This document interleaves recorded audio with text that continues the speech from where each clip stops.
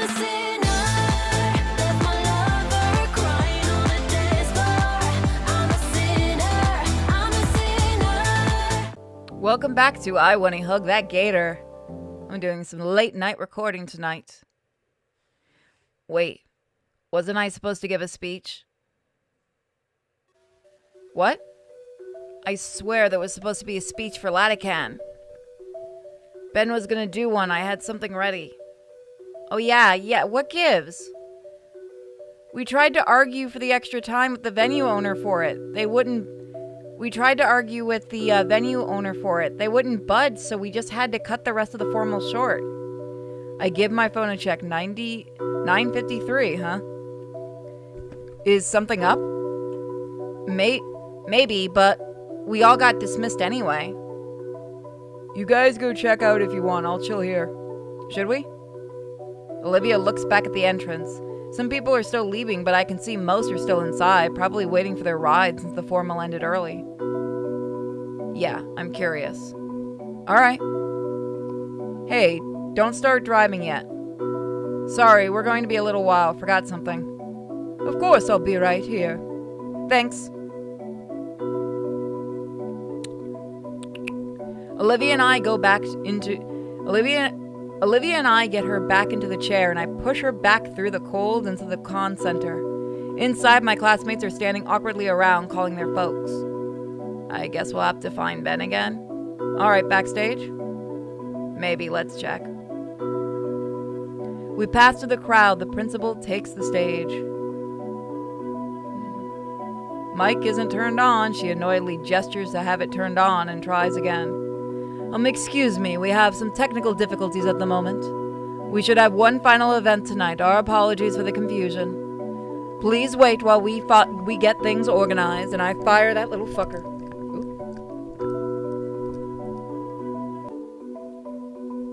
Oop. She's definitely annoyed at something. Something's up. When nobody's looking, we slip back in through the staff-only door. Now, where would Ben be? He's not back at the main stage area. There's a few other workers walking around, dragging the dining room chairs into neat stacks. They don't pay us any mind, however. Best not to push our luck and ask them where Ben is. Maybe he already left? Doesn't sound like him.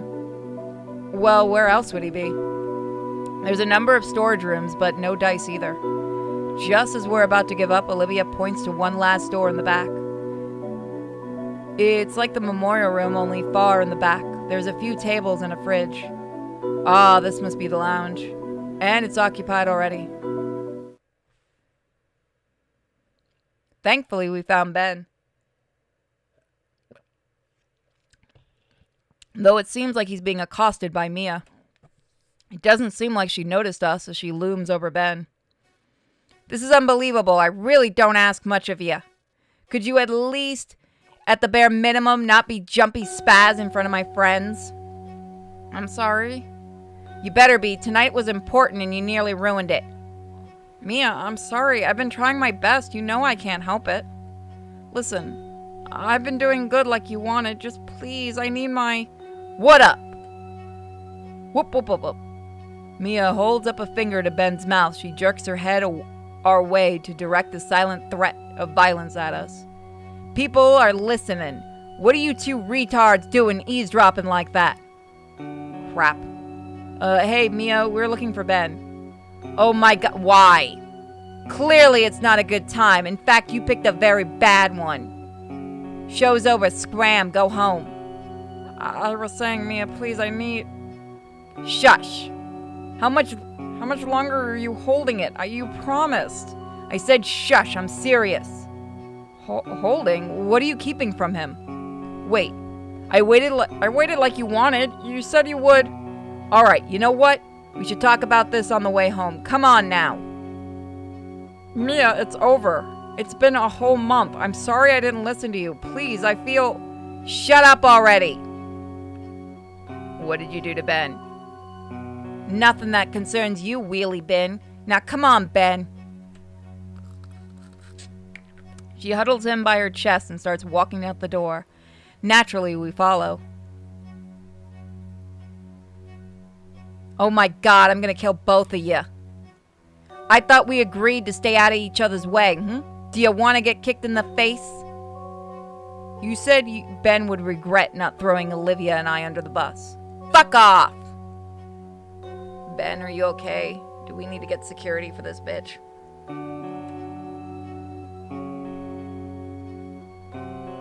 You are not doing that if you know what's good for you. What are you gonna do to us? She quickens her pace, stomping across the floor while Ben is struggling to keep up. We're about halfway across the backstage. No, Olivia. No, don't do that. I just need something she promised.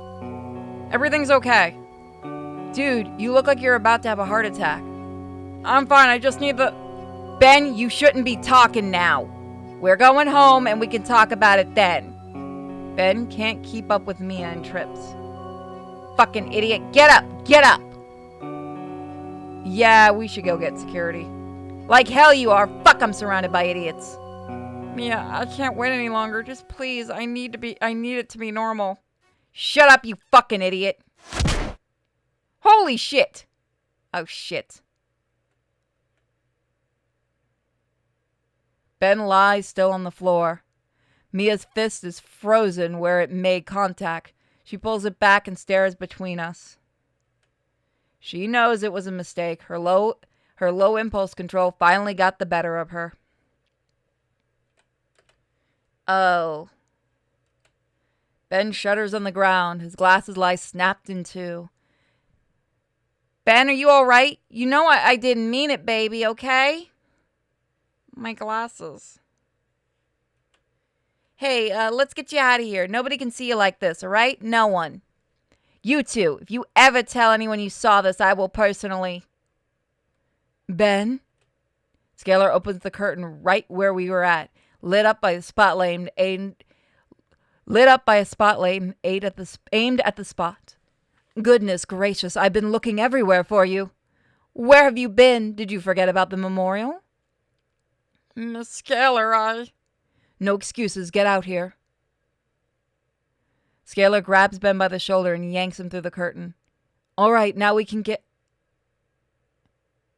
There's still a sizable crowd. Any murmurs clear out into dead silence as everyone gawks. Fuck. Scalar jerks her head back to the gap in the curtain and rips it open wide. We're exposed to the bright stage lights, and Scalar rips her gaze between Olivia, myself, the broken glasses, and then the person trying to hide them. Mia. She's caught like a deer in headlights. Ben's fresh wound is bleeding bright red. It drips to the floor. When he whimpers in pain, Miss Scalar finally looks back at him and fully takes him in his condition. The droplets splattering is deafening. The audience's eyes are on Mia. Mia, are you mad? Oh. Don't make me feel bad for Ben.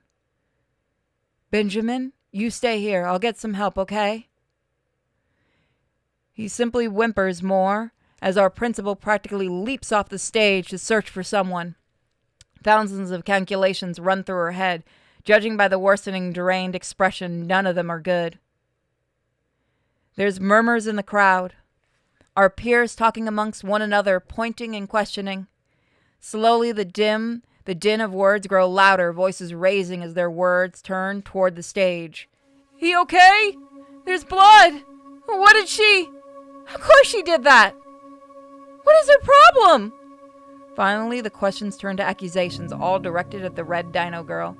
So cruel! Uncalled for! Total bitch! Fucking abusive! The word clicks with her and she starts to move.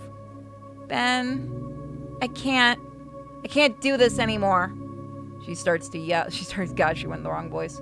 Loud enough that it carries the other end of the room. What? I can't take this abuse anymore. Just look at me. You made me like this. All those years.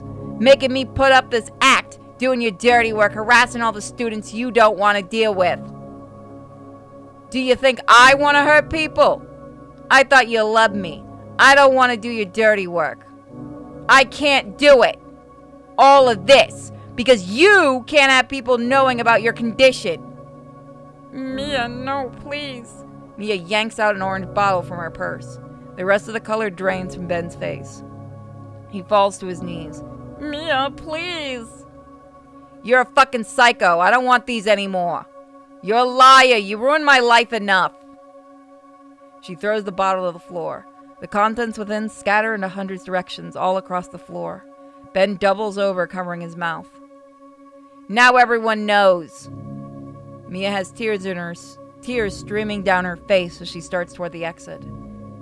Ben's on antipsychotics? That's... actually explains a lot. No, wait, it's a bunch of bull. And what are the pills? So, he has mental issues. What's the well, teenagers. The bottle rolls over to me. I don't know why, but I pick it up. I can't pronounce what's supposed to be inside, but I can read Ben's name printed clearly on the label. They're antipsychotics. But that's it. So that's it? That's horrible. Ben had betrayed her when he didn't do her bidding? She had to tighten his leash to keep it from him? To remind him who's in charge and keep him from making the same mistakes again? Mia, I love you. Don't go... Get away from me, you freak. I'll do anything. He reaches out for her. Mia! Mia ignores him. The floor vibrates from the unmistakable sound of Ferris lumbering over. In spite of his size, the massive older man cuts Mia off. Fuck. I believe we need to have a talk, Miss Moretti. He reaches out and takes her by the shoulder. She ducks low at his grasp barely grazing her as she bolts past him and shoulders the backstage door open. And just like that, she's gone. Scalar returns to the stage with a first aid kit in hand. She retakes the mic, her troubled voice once again freely. I'm so sorry about all of that. We had planned for some eulogies in honor of Mr. Latican, but... Scalar, pretty deflated after all the commotion. And Ben? Where is Ben? Olivia tugs my arm as she points off to the side where Ben is sulking off into the hallway. Halford? Looks like you're the only one left. Would you like to say a thing or two? It's fine if you don't. Olivia looks at me. Her eyes are filled with determination, sending me a silent signal. Of course I would, Miss Scalar. I'll speak on behalf of Ben, too. Olivia looks pointedly at me, waving me off to go after Ben. Nodding, I take the medical box from our principal and follow after our injured friend before he too can escape. Hello, everyone. I'm going to say a few things about our old art teacher, Mr. Latican. Walking after him, Olivia's words fill the now quiet hall. Mr. Latican was more than an excellent instructor. I always saw him like a father figure of sorts, wanting to do right by me and by the rest of his students. I recall all the time I spent with him, teaching me everything he knew, doing his best to guide me, not only as an artist, but as a person too. I had gotten so caught up in my own worries that I couldn't see all the wonderful things around me. Stuck with stupid walls I had erected, made from pity and self-loathing, and he had been the one to help me break free from those walls. He helped me become a better person because he believed in me just like he believed in all of his students. Mr. Latican believed in the best of people, and I finally realized what Mr. Latican's life work was. Not any painting, photo, or sculpture. It was us, his students, helping us to become better people. Mr. Latican, thank you. You are a wonderful teacher. Ben sits on the ground in front of the memorial. He's not crying, but he's unresponsive. He's in shock, I guess it would be. I would be too. This has to be his worst case scenario. Hey. I set the first aid kit on the floor by him and sit as well. It goes unopened. Ben just stares at the painting on the wall. This is hers. This is hers? Yeah. It's good. Oh, hang on. I fish out a bottle from my pocket. The few remaining pills clatter in it as I pass it over. He takes it and stares at the contents before just downing the last dose. So, I'm not going to talk about this, Inko. Alright. With respect to Ben's wishes, I stay silent, and Mr. Latican smiles down at us from his picture. She's been able to do something like this. Meanwhile, I'm just running around making things worse for myself. I look at the ignored first aid kit. He follows my glance and grimaces. Does it hurt? It feels better than what's inside. I'm probably only talking now because of the adrenaline. I don't feel like crying anymore. I just feel empty, or like throwing up. Now everyone knows. I tried, you know. All the social classes, all the times I forced myself to be a social person. I have noticed how well you get along with everyone. I did everything right, and now it's all for nothing. I don't think they'll care. Will they? Tell me, do you see me the same way after hearing the word psycho? Neither does anyone else, it's just natural. It can be the mildest thing in the world, but the label doesn't discriminate. Even with all the good impressions I've made over the years. I'm a threat. I may as well just drop out and finish high school online. You're my friend still. And you're Olivia's friend. I am? Give it time. We just sit there now, staring at the painting. You know Little Trudon? I took Olivia there. She loves the place. She got herself this fancy Asian paint for this. He nods. Earlier I told her there wasn't any big reason I did what I did. That was a lie. You look at her and instantly know her whole deal. For better or worse, she can't hide what's wrong with her. But someone like me? You had to be told. That means as long as I can hide it, I'm normal. If I ever seek help, it just outs me. That hurt. So seeing her actively refuse it, take it for granted, one thing just led to another. It was stupid. That's just how feelings are, Ben. I noticed my friend looked less tense now. About Mia. I don't want to talk about Mia. She's gone. She was always telling me when she graduated she'd get out of this dump. I was hoping she wouldn't, hoping maybe she'd take me with her. How do you know she's gone? She's booking it across state lines as we speak, see? Ben shows the lock screen of his phone, and the most recent message is from Mia. Sorry, I'm going. He sighs. 4 years. I loved her. He plays with the broken halves of the glasses he picked up. He said he didn't want to talk about it. I won't pry. So we just sit. Latican's warm smile seems a bit brighter from his frame on the wall. I wonder if he would be happy with how everything turned out. I think he would. It was long and painful, but we finally made it. Became the people he aspired we'd be. Everything that's happened led up here.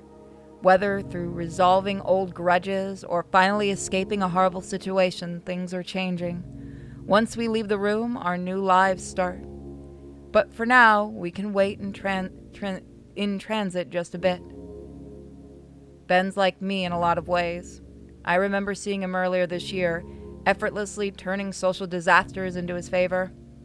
But I struggled to do anything without someone's approval or attention. Looks like he couldn't either, and Mia used that against him. Could I have ended up like that? After so long, I get a message. Still there, yeah. Ben notices I'm wanted.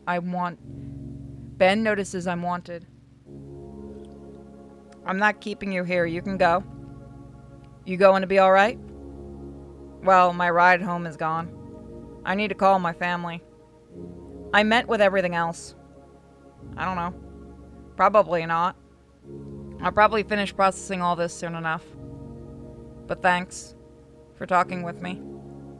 Want to go with us? There's space with us. We can take you back. I stand up slowly. When Ben doesn't, I hold my hand out to him. I roll my eyes and smile. Ben, I'm offering you help. He stares at my palm as though I'd pull it away at any second. Ben's hand shakes as he holds it up towards me, but doesn't even attempt to grab my hand. So I grab his wrist and pull it up.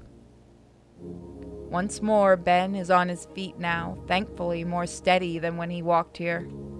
All right, man, let's get you home. He nods and follows me. Just before I exit the room, I look back one last time at our teacher. Mr. Latican, thank you for everything you've done. We exit the room and walk towards Olivia, who's waiting by the entrance of the convention center. The rest of the place is in full cleanup mode. All the lights are on and the staff are lugging around all the decorations to be stored away. When I reach her, I automatically take her handlebars and push her out of the building. Her head turns to Ben, eyes inspecting him thoroughly. How are you feeling, Ben? His mouth moves to speak but stops. He shakes his head but keeps following. So what flavor? Pardon? Flavor of ice cream. I told everyone we're going to go get some on the way back. Think I'll get some sea salt caramel. Olivia sticks her tongue out in disgust. Why would you ruin ice cream like that? Hey, don't knock it till you try it. Fine, I'll try it, then ask again. How about you, Ben? You know sea salt caramel is great, right? We finally reach the limo and our driver moves to open the door for us. I don't know, I never had it. I motion for Ben to get in before us. As he does, Damien greets him like his usual enthusiastic self. Once more, I help Olivia into the limo, the driver storing her seat in the trunk, and I finally lay myself on a luxurious seat. We can go right to your place and drop you off if you'd rather, Ben. He looks out the window and back at the comm center. Dude, you're totally fine to roll with us for the night, man. Alright, I appreciate it. It honestly is probably better we don't leave him alone. Our limo slowly veers away from the convention center and starts heading back towards the city. Olivia's head leans on my shoulder. Her content bellowing reverberates through my chest and all the way up until we're in the ice cream drive-thru. In the end, all the options were picked. Ben and Liz got some cones of frozen yogurt, while Damien chose an entire gallon of chocolate for himself and Liz. Olivia got herself a big ol' root beer float and sampled my cone of sea salt caramel. And while she acted like the icy delight had personally insulted her, I saw my girlfriend gaze longingly at the tub of it in the shop's standing cooler. Our night continued for a while longer. The driver was more than happy to indulge us after a generous tip at the ice cream shop. We were driving around aimlessly, enjoying our ice cream and simply talking the night away about our winter break plans. As our curfew drew near, Ben was the first to be dropped off. We said our goodbyes to him, and he smiled and waved from his porch until we could no longer see him. The walls between him and Olivia seemed to finally be coming down. I'm hoping they'll come around to each other. Our next and final stop was my house. We were going to make the most of tonight after all, which meant enjoying the rest of these gallons with some good shows. Giving our thanks to the driver, we enter my home and make ourselves at home. Stuffy clothes are ditched for comfy pajamas, and we settle in my living room with a whole floor covered by an air mattress. Liz's neck takes up the entire couch just so she can lay her chin on Damien's shoulder. They're finally fallen asleep like that within the first hour of our anime marathon, leaving Olivia and I in peace to snuggle up together. Her purring, bellowing rattled my ribs in that pleasant sort of way, kind of like a massage which I needed based on how worn out my muscles feel. I felt like I'd just melt into her embrace right now. My eyelids grew heavy as my body felt blissfully at ease. But there was one last thing I had to do before I fell asleep. Send a message to Ben. Hey, Olivia? Her bellows subsided briefly. Yeah. I had a lot of fun tonight. Yeah, me too. She smiles at me, so soft and inviting. I give her a smile and a soft kiss, and she reciprocates with a similar kiss on my own grin. So I do the same thing again. And so did she. Back and forth we went, trying to kiss the smile off each other's lips. A war of smooches that I wanted to win, though my tiredness made it difficult. By the time my eyes refuse to remain open, I admit my defeat gracefully. Love you, Olivia. Purring continues, and I realize Olivia's fallen asleep. Love you too. We drew closer to each other one last time, embracing sleep like we embrace one another.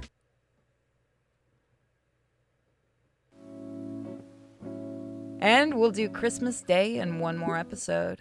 Bye, guys.